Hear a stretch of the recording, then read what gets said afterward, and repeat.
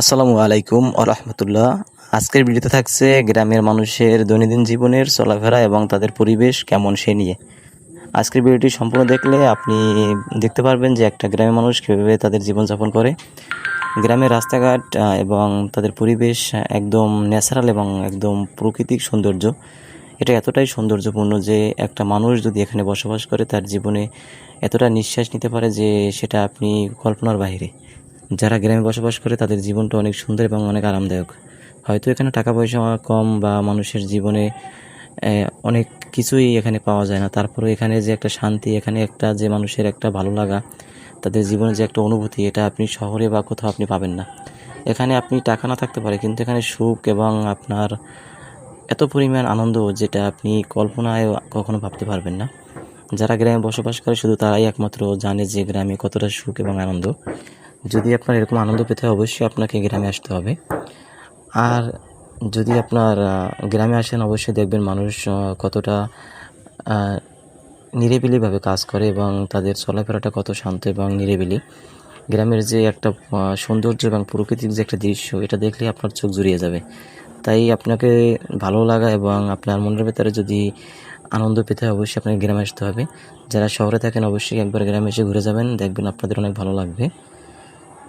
গ্রামের মানুষগুলো কিন্তু সরল সোজা এবং তারা অনেক একদম সহজ হয়।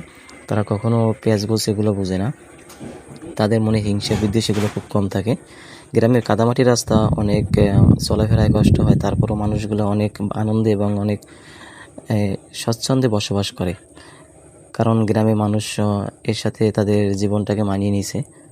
আপনি যখন গ্রামে আসবেন দেখবেন মানুষ কতটা হাসি খুশি এবং কতটা আনন্দময় তাদের জীবনযাপন করতেছে।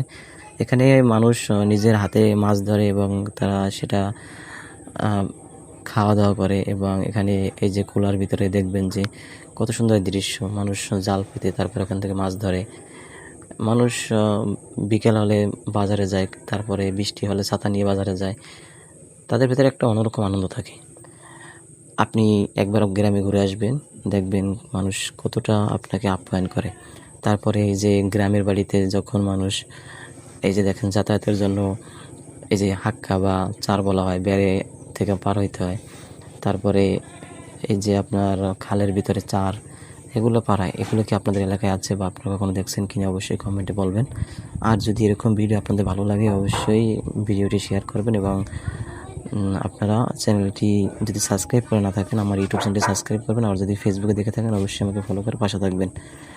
আর সবাইকে এরকম নিত্য নতুন ভিডিও পেতে আমাকে সবাই শেয়ার করে দিয়ে সবাই সবসময় সঙ্গে থাকবেন। সবাইকে অসংখ্য ধন্যবাদ।